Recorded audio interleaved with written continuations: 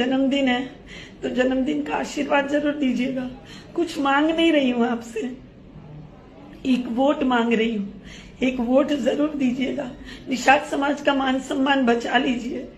इस बार निषाद समाज का मान सम्मान नहीं बचा तो दोबारा कोई पार्टी निषाद समाज पर भरोसा नहीं करेगी। मेरे भाइयों, कैसे कोई टिकट देगा? क्यों टिकट देगा? जब समाज का साथ होगा तब ना टिकट मिलेगा।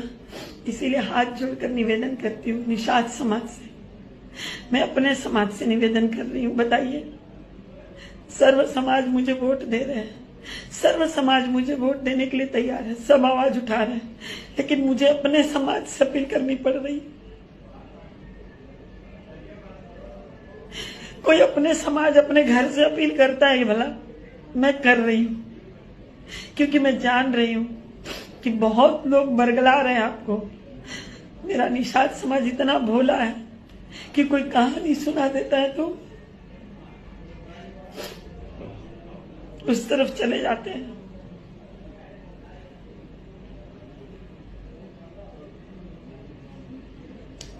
अब नहीं हिम्मत है भाई, अब हिम्मत नहीं है। कितनी बार लड़ूंगी मैं, कितनी बार चलूंगी। वीडियो में जो आपको दिख रही हैं वो गोरखपुर से सपा प्रत्याशी काजल निषाद हैं, जिनको सीधे सीधे टक्कर मिल रही है रवि किशन से। सूबे के मुख्यमंत्री के काफी करीबी माने जाते हैं रवि किशन, इसलिए ये माना जा रहा है कि टक्कर काफी तीखी है।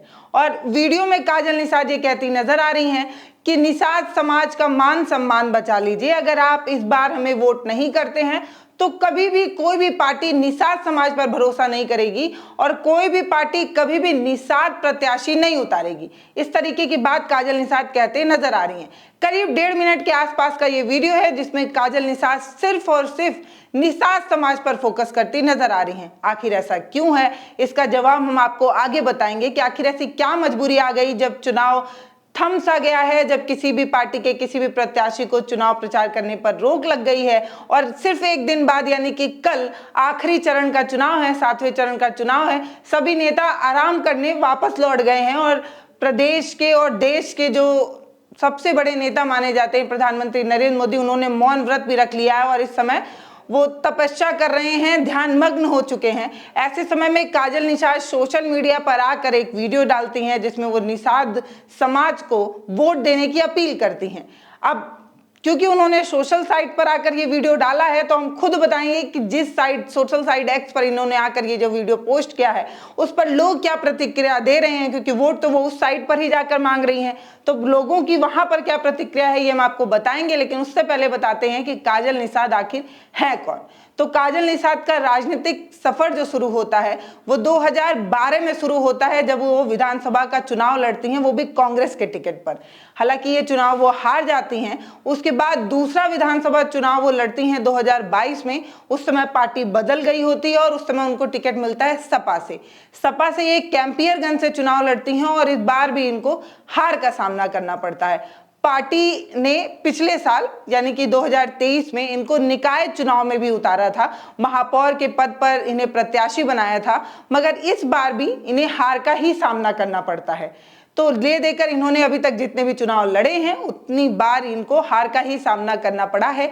इसीलिए वीडियो में आखिरी में काजल निषाद रोते हुए ये कहती हैं कि आखिर मैं कब तक लड़ूंगी और मैं अब थक गई हूं, इस तरीके की बात काजल निषाद कहती हैं। तो पढ़ाई लिखाई के बारे में मैं आपको बता दूं कि काजल निषाद की पढ़ाई लिखाई जो है वो इंटर पास है, इंटर तक इन्होंने पढ़ाई की है और अभिनय में इनकी खासा रुचि थी, लिहाजा ये कम उम्र में ही फिल्मों में काम करने लगी, अपना भाग्य इन्होंने आजमाया और एक बड़ी टीवी सीरियल में इनको मौका भी मिला।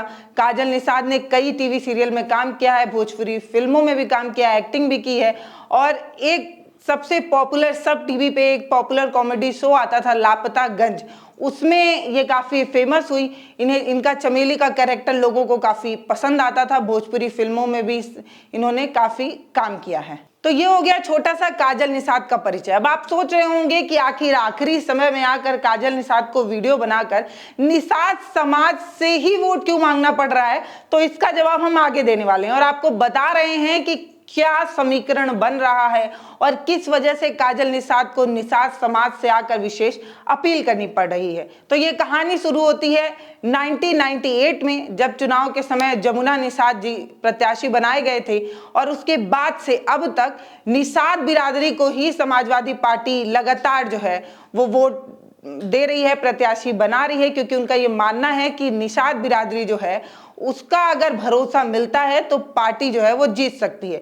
7 बार चुनाव हुए हैं और 6 बार जो है वो निषाद समाज का ही प्रत्याशी समाजवादी पार्टी ने उतारा है। एक बार को छोड़कर 2009 में एकमात्र ऐसा चुनाव लड़ा गया था जिसमें सपा ने गैर निषाद को उतारा था, तब मनोज तिवारी को उन्होंने उन पर भरोसा जताया था। एक बार बस ऐसा हुआ है, बाकी गोरखपुर में बार बार जब भी सपा किसी को भी प्रत्याशी बनाती है तो वो निषाद ही होता है। ऐसा इसलिए है क्योंकि गोरखपुर सदर का अगर समीकरण जाना जाए तो गोरखपुर सदर लोकसभा क्षेत्र में अगर कुल वोटर्स की संख्या देखी जाए तो 20,74,000 वोटर जो है वो माने जाते हैं, जिसमें कैंपियरगंज की अगर बात की जाए तो 3,90,000 वोटर माने जाते हैं। पिपराइश की बात की जाए तो 4,10,000 वोटर है और गोरखपुर शहर की बात की जाए तो 4.68 लाख लोग जो है वोटर माने जाते हैं। ग्रामीण परिवेश की बात की जाए तो वहाँ 4.22 यानी कि 4,22,000 वोटर जो है वो माने जाते हैं। सैजनवा की बात की जाए तो 3.82 लाख वोटर जो है वो हैं। तो इतने लोग जो हैं वो वोटर हैं और ये माना जाता है, ये पार्टी का मानना है कि इन सभी आबादी में सबसे ज़्यादा अगर बिरादरी की किसी भी बिरादरी के सबसे ज़्यादा लोग हैं तो वो निषाद समाज के हैं। विशेषकर ग्रामीण परिवेश में देखा जाए, पिपराइच में देखा जाए, कैंपियरगंज में देखा जाए तो सबसे ज़्यादा वोटर्स जो हैं या संख्या मानी जाए तो वो निषाद समाज की है, ऐसा समाजवादी पार्टी का मानना है। और समाजवादी पार्टी का ये भी मानना है क्योंकि मुस्लिम वोटर्स और यादव वोटर्स जो है वो ऐसे भी उस पर समाजवादी पार्टी की पकड़ मजबूत है। मुस्लिम वोटर और यादव वोटर को माना जाता है कि कोर वोटर समाजवादी पार्टी का है, तो इसलिए भी समाजवादी पार्टी को ऐसा लगता है, उनको इस बात की उम्मीद है कि अगर निषाद समाज है वो अगर काजल निषाद की तरफ आ जाता है तो काजल निषाद ये चुनाव जीत सकती हैं। और अगर पार्टी की उम्मीद की बात की जाए तो पार्टी को इस बात की भी उम्मीद है कि चुलुआ पार में 2022 के चुनाव में एक बार उन्होंने विनय शंकर तिवारी को प्रत्याशी बनाया था और इसकी वजह से उनके और उनके पूरे परिवार की वजह से ब्राह्मण वोटर्स जो हैं वो भी सपा की तरफ आ सकते हैं।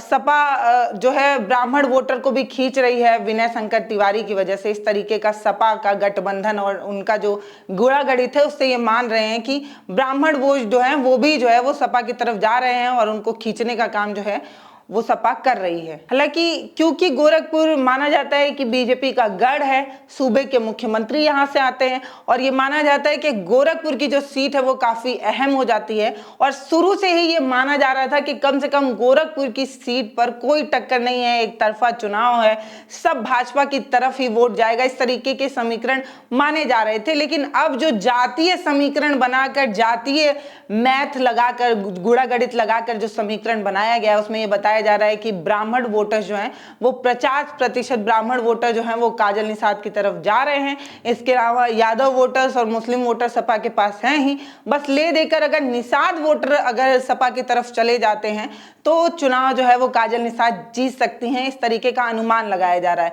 तो इस तरीके का जाति गोलबंदी इस तरीके से हुई है कि मुकाबला अब काफी टफ हो चुका है और एक तरफा चुनाव बिल्कुल भी नहीं है। भले योगी आदित्यनाथ की छवि काफी अच्छी मानी जाती है, माना जाता है कि गोरखपुर में उन्होंने काफी अच्छा काम किया है, उनको बीजेपी की अच्छी पकड़ है, लेकिन इसके बावजूद भी जो निषाद यादव और मुस्लिम एकता की जो बात और जो चीजें नजर आ रही हैं उससे राजनीतिक जो विशेषज्ञ होते हैं जो वो भी अनुमान नहीं लगा पा रहे कि इस बार का चुनाव कैसा होगा।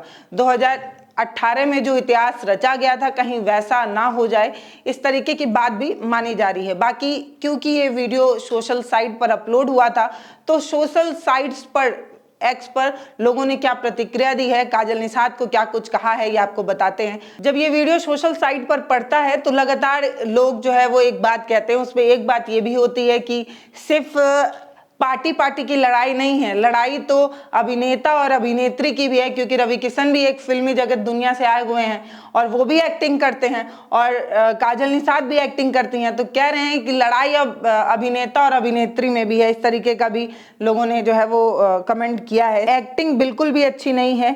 निषाद वोट जरूर आपको वोट देंगे, लेकिन सबसे पहले अपने पार्टी का वोट ले आइए, इस तरीके की बात कही गई है। सपा में भी जातिवाद है, ठाकुर पंडित तो वोट दे देंगे मगर तुमको वो वोट नहीं देंगे। यानी कि इनका ये कहना है कि तुम्हारे पार्टी के खुद के जो कोर वोटर हैं वो तुम्हें वोट नहीं देंगे, बाकी निषाद तुम्हें वोट दे सकते हैं, इस तरीके की बात वो कहते हैं। रही बात भरोसे की, तो वोट लेंगे और टिकट देंगे, इस तरीके की बात इन्होंने कही है। सपा के घर से बाहर किसी को टिकट नहीं दिया जाता, आखिर ऐसा क्यों? सपा हमेशा यादवों पे भरोसा क्यों करती है? इस तरीके से लेकर वो सपा पार्टी पर जो है वो सवाल खड़े कर रहे हैं। एक कमेंट जो मैंने आपको समीकरण बताया था, उसी समीकरण पर यहाँ पर दिख रहा है, गलत जानकारी है आपको। कम से कम 50% ब्राह्मण उनके साथ हैं और समाजवादी पार्टी का कोर वोटर काजल जी के साथ ही है। जीत और हार जो तय करना है वो निषाद समाज को तय करना है और निषाद 50% भी अगर काजल निषाद के साथ आ जाता है तो उनकी जीत पक्की है, इस तरीके का कमेंट देखने को मिला है। एक कमेंट है जिसमें ये लिखा हुआ है कि वैसे तो गोरखपुर का निवासी होने के नाते मुझे लगता था कि यहाँ की सीट बीजेपी के अलावा कोई और जीत नहीं सकता, लेकिन इस बार उल्टा माहौल दिख रहा है। लगता है कि निषाद जी 60%, इस तरीके की बात वो कह रहे हैं, लग रहा है 60% जीत सकती हैं, ऐसा उनको अनुमान लग रहा है, इस तरीके की बात वो कह रहे हैं। सपा वाले बराबर इन्हीं को क्यों पकड़ कर ले आते हैं? क्या दूसरा कोई विकल्प नहीं? अब इसके बाद सपा सुप्रीमो भी भावुक होकर टिकट मांगेंगे क्या? इस तरीके, फिर उसके बाद क्वेश्चन मार्क लगा है, इस तरीके की बात वो कह रहे हैं। एक है संजय पंडित, वो कह रहे हैं कि जब अखिलेश यादव बोल रहे हैं कि 80 सीट वो जीत रहे हैं, तो फिर इतना ठेठुआस क्यों रही हो, रो क्यों रही हो? इस तरीके की बात वो कह रहे हैं। उसके बाद कह रहे हैं कि महिला की इज्जत की 5 किलो राशन की एक गरीब के जीवन में क्या मायने रखता है, ये 4 जून को दोपहर 2 बजे के बाद पता चल जाएगा। इसके बाद वो आगे लिखते हैं कि राजा राम जी अपने मित्र निषाद राज जो भी हों रहेंगे। उसके बाद 400+, क्योंकि भाजपा कह रही है, उसका निशान इन्होंने बनाया है। एक कमेंट जो है वो काफ़ी मजाकिया है, जिसमें ये लिखा हुआ है कि जब वीडियो खत्म हुआ होगा तो काजल निषाद का जो वीडियो शूट कर रहे होंगे, काजल निषाद वीडियो खत्म होते ही सबसे पहले उनसे पूछी होंगी कि ये बताइए एक्टिंग कैसी लगी। तो ये एक पर्सनल कटाक्ष करके उन पर जो है वो कमेंट करके ये बात कही गई है। बाकी एक बात तो साफ है कि चुनाव के नतीजे क्या होंगे ये चुनाव हो जाने के बाद जब मतगणना होगी तभी पता चल पाएगा। इससे पहले बिहार के भी एक बहुत बड़े नेता जो है मंच पर आकर एक बार रोकर ये कहते हैं कि मैं आखिरी चुनाव लड़ रहा हूं, इस बार चुनाव में आप मेरा साथ दे दीजिए, और वोटर जो है वो अचानक ही चुनाव का माहौल जो है वो पलट जाता है, एक तरफा वोट उनको मिलने लगते हैं। आप समझ रहे होंगे मैं किन की तरफ इशारा कर रही हूँ। बाकी काजल निषाद का ये भावुक भरा मैसेज कितना काम करता है ये तो 4 तारीख को ही पता चलेगा। आप गोरखपुर के हैं तो क्या समीकरण सोचकर वोट डाल रहे हैं ये हमें जरूर लिखकर बताइएगा। आपको क्या लगता है कि गोरखपुर में कौन जीतेगा? नमस्ते, मैं पल्लवी हूँ, आप भारत एक नई सोच देख रहे हैं।